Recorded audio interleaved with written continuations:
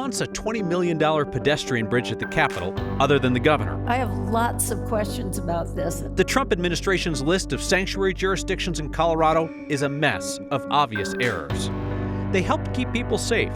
Denver decided they're ugly. I was actually quite surprised, and I was just out riding and there was a crew yanking up posts. And good news that still echoes 50 years later. It's a great day of celebration. There's some good news. Tonight on Next.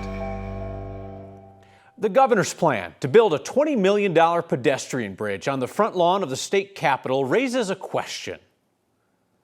Why? Our Spencer Soisher found even the governor's usual allies struggling to explain why this is a good idea.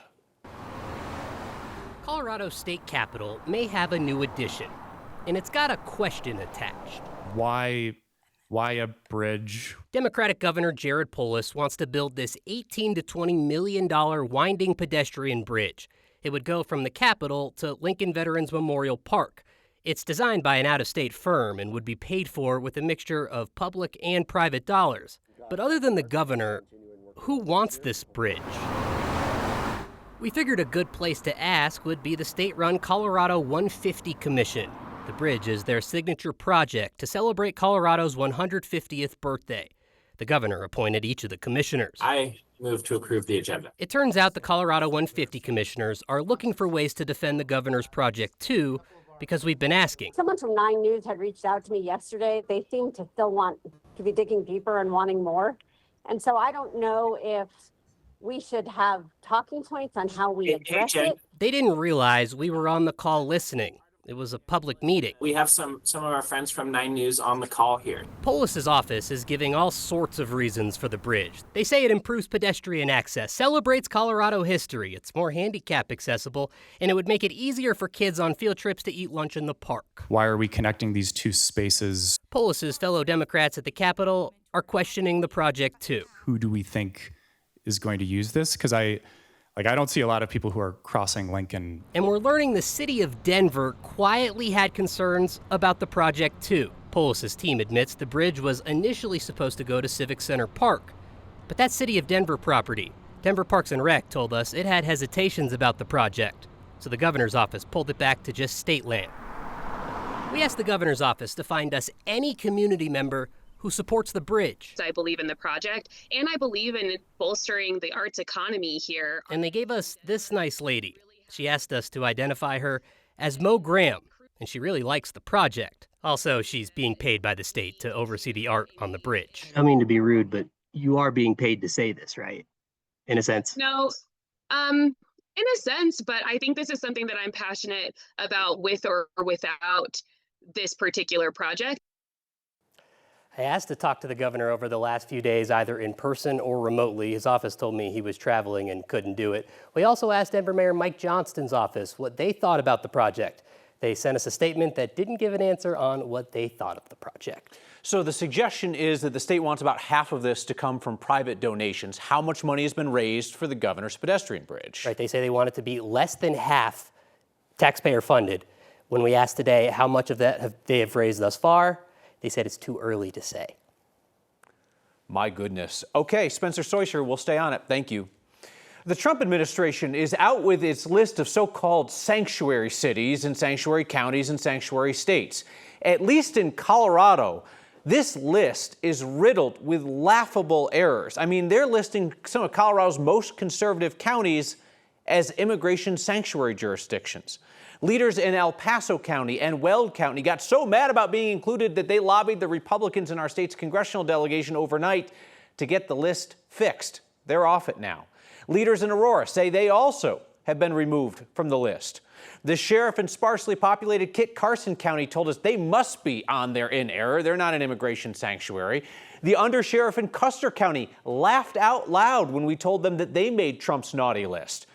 These counties are very pro-Trump, anti-illegal immigration counties, and they ended up on the list. It's not clear how the Trump administration so badly bungled this, with it being such a high priority for the administration. Trump has suggested this is the list that's going to be used to target cities and counties' federal funding. Well, it's put up or shut up time for a man known for his loud claims about election rigging. MyPillow guy Mike Lindell goes on trial Monday in Denver. A defamation case for Lindell saying that a Colorado-based voting system company and one of its employees here were behind the rigging of the 2020 presidential election. All Lindell has to do is convince a federal jury that he's telling the truth. Our Marshall Zellinger explains how we got here. Watch the handoff. That is why Mike Lindell is in federal court in Denver on Monday. What is this? Sir, what is this? Actually, that was just him being served legal paperwork in 2022. It's what he has said that takes us to this federal courtroom next week. Lindell has been sued for defamation by Eric Coomer, a former executive with Denver-based Dominion Voting Systems. By the way, he just sued me as I walked up on the stage here. Just sued me. I just got papers. Thanks, Eric. Lindell is accused of spreading false and defamatory claims about Coomer rigging voting machines in 2020. Claims that started 6 days after the 2020 election, when Douglas County conservative activist Joe Oltmann claimed to have been on an Antifa phone call about the election. Someone interrupts, who's Eric? Someone else enters, Eric is the Dominion guy. That was Oltmann's first telling of a story of overhearing Coomer claiming to have rigged the election, a story that was amplified by Lindell and his Frank Speech TV, among other conservative outlets inside and outside Colorado. Eric Coomer did this directly to me, and I made one statement about him. Didn't say nothing for a whole year. Then you guys come up and serve me papers in Colorado. Coomer's attorneys claim Lindell, Frank Speech, and MyPillow made at least $2.2 million in profits from promo codes tied to the defamatory claims of election rigging, which is why MyPillow was even brought up in this deposition of Lindell in 2023. How dare him come and sue MyPillow? He's a scumbag for doing that. Put that in there. Scumbag. S-C-U-M bag. Jury selection will begin on Monday. 8 jurors will be selected. They will be questioned by U.S. District Court Judge Nina Wong. Questions like, did they or close family work or volunteer for the 2020 presidential election? Or donate money for that election? Have they ever bought a MyPillow? And would that keep them from being fair and impartial? And do they believe a person has a right to say anything they want in public? Things will move fast on Monday. Jury selection will happen in the morning. Opening statements, and then I expect Eric Coomer will be on the stand Monday afternoon. He has to convince the jury that his claims are more likely true than not true. Basically, Kyle, 50% plus one. This is the chance that election deniers have been asking for years. They say, just let us present our evidence in court. I mean, they've had many chances, like at the Cyber Symposium, that will probably get brought up in this trial, because that was something that Mike Lindell hosted. But yeah, if they've been waiting for a courtroom to finally reveal 4.5, 5 years worth of claims, so be it. Your chances next week. Get your popcorn ready. We'll be there in court. Marshall, thank you. The folks in charge at Colorado's Capitol building are trying to figure out what to do with all the presidential portraits in the building after President Trump had a meltdown because he didn't like his. Trump's portrait was removed from the state capitol in March after President Trump posted on Truth Social calling it purposefully distorted. This wasn't some lefty plot to put up a doughy-looking portrait of Donald Trump. Colorado Republicans raised the funds for the project. They commissioned the painting. But now the folks at the Capitol are wondering how to handle future presidential portraits. What does the process look like moving forward? Does it require that we are asking for White House approval for all presidential portraits moving forward? One committee member suggested maybe they just take down all the portraits to prevent more drama from disgruntled presidents. That advisory group meets again in July. This week's Word of Thanks microgiving campaign marks 5 years of your weekly generosity. One constant in terms of need all the while has been hunger in every corner of Colorado. That's why this week's Word of Thanks microgiving campaign supports a nonprofit feeding people for generations in Aurora. Recent funding losses have meant that Aurora Interfaith is not able to give as much food to each person who visits the food pantry. They're essentially rationing it. They try to give every family a week's worth of groceries. They want to give them some breathing space, they say, to focus on their other challenges as those families work toward self-sufficiency. Like a lot of nonprofits right now, Aurora Interfaith says it has just been bad news after bad news, funding cut here and there, and all the while increasing hunger and need. They told me every week it's something. But you know what? This week, It is also thousands of Coloradans chipping in to help make up their budget gap. We're doing this in collaboration with our 9 Cares Colorado Shares food drive, fighting hunger across Colorado. Scan the QR code on your screen or text the word thanks to 303-871-1491. We'll send you that link to donate.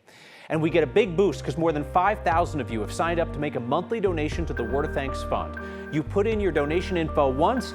Each month, your automatic donation gets split among every nonprofit we feature. It's meant recent microgiving campaigns have started with more than $30,000 in donations. Denver says safety is important, but it needs to take a backseat to looks. And 50 years ago, a Coloradan had the courage to do something that is still celebrated to this day. That's next.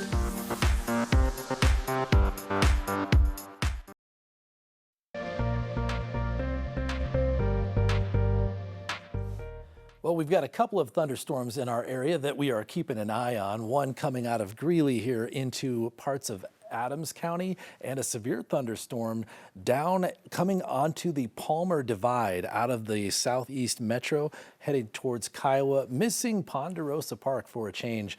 1-inch hail, some really heavy downpours, and maybe some 60-mile-per-hour wind gusts possible with that storm headed towards Kiowa. Pretty isolated in nature, not much of us actually seeing anything on our radars. Here is the forecast high temperatures for tomorrow. It's going to be another really nice day with lots of sunshine going straight from sunrise till about 3 o'clock when the afternoon thunderstorms pop out. Look at the mountains in the western slope tomorrow. Very warm both weekend days in the mountains and on the western slope. Let's look at the modeling for tomorrow. Very isolated stuff tomorrow, so we don't have too much to worry about in those afternoon thunderstorms, although you will see them in the area. And when you look at your 7-day forecast, 2 potential weather impact days for the next storm system on Monday and Tuesday. The city of Denver has decided that bollards, the white posts that protect bike lanes, are not a good look. So as the city tears them out, cyclists wonder if they'll still be protected. Here's 9 News photojournalist Chris Hansen. On Blake and Market Street, protected bike lanes run alongside cars. Protected, meaning there's a physical barrier to separate the two. This is very close to home for me, and it's a daily commute for me. Rob Toffness is the co-founder of the Denver Bicycle Lobby, and he says that change was a welcome one. My partner wouldn't ride with me on the lane, right? And it went in, and all of a sudden we were riding side by side and we're going to dinner. It just is that connection that makes a network so useful. He didn't see this coming. I was actually quite surprised, and I was just out riding and there was a crew yanking up posts. Toffness saw crews putting down blocks where the posts had been. It really was that delineation between you and the traffic, and it gave you more of a sense that this was your space. We think that it might be a little bit of a change. We think that will maintain safety. Nancy Kuhn is with Denver's Department of Transportation and Infrastructure. The bollards, they're flimsy, they fall down, and they require someone to go out there and, pick those up and replace them. She says the new design improves aesthetics. I think we looked at what's happening downtown right now, where the mall is reopening. We've got a lot of people coming down, and we saw some room for improvement there. Kuhn says Ballards will remain at conflict points where cars and bikes are most likely to meet. So aesthetics are a thing. We hear from people that they don't like the white post. They don't like the way it looks. Doing aesthetics over safety sends a pretty strong message to people that are using these lanes, and it's not the message that we've heard over the years. Toffness fears it will invite more cars into the very lane he rides. But the other day I was walking down on Blake, and I heard a vehicle come, and then there was this crunch, and there they are parked right in the middle of the bike lane. So my first thought was like, that's exactly what I thought would happen. City says the initial installation of the bike lanes cost more than $700,000. These changes, more than $200,000. There are balloons and cake and a marching band. This is a fun day. Celebration of Colorado history and the right to love. The perfect place for our favorite Friday question. Next.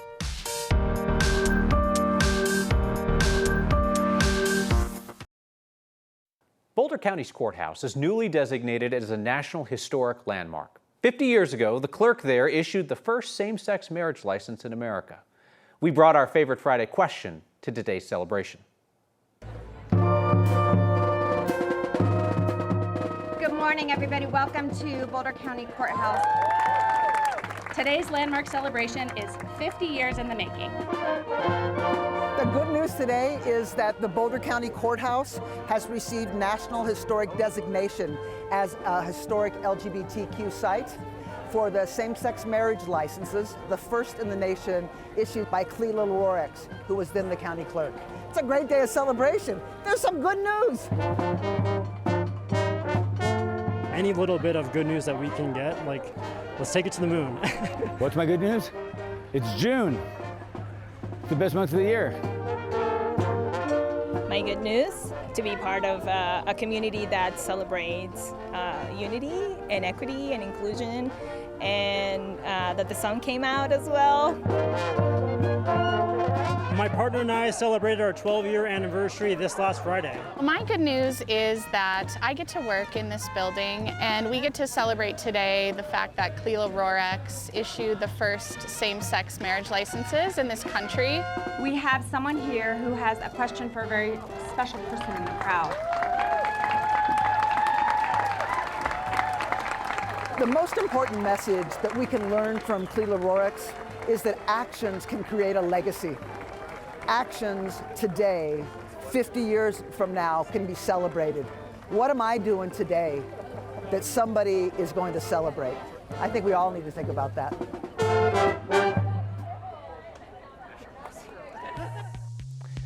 The most Colorado thing we saw today is a glimpse at our state's future leaders. The Colorado Civics Bee at DU, featuring 18 middle schoolers from all around Colorado, statewide finalists for their deep knowledge about American civics. These are kids already engaged in making our communities better, not waiting until they're adults. And did I mention they are crazy smart? Here was the last of 20 multiple choice questions I gave them before 5 finalists moved on to an oral presentation round. What prominent lawyer represented Clarence Gideon during the trial of Gideon v. Wainwright in 1963? Was it A, Johnny Cochran, B, Clarence Darrow, C, Abe Fortas, or D, Sandra Day O'Connor? All right, do you know the answer? You can watch the entire Civics Bee on KTVD Channel 20 on Saturday at 7 p.m. You see who won, who's going to go on to represent Colorado in the National Civics Bee. As for that question, I will be back with the answer and a word about Lester Holt next. The answer to that civics question, the lawyer who represented Clarence Gideon in Gideon v. Wainwright, who's Abe Fortas, who'd go on to sit on the court. Civics Bee airs Saturday, 7 p.m. on KTVD Channel 20. Hope you'll tune in. Before we go, a word about Lester Holt, who signed off from NBC Nightly News tonight. A lot is rightly being said about Lester Holt's journalism, his tirelessness, his years of service being on the scene in places where America's attention was focused, his steady and calm presence. I would just add that Lester Holt, in his every interaction with our team here, has been kind and curious. 2 excellent qualities in a journalist, or anyone really. He came up from the ranks of local journalism. He appreciated the connection that we try to build and sustain here together to better the community that we share. And Lester Holt was outspoken that without strong journalism and the community that it builds, America will be less informed, less free, and less strong. We wish Lester Holt all the best in his next adventure. I'll see you next time.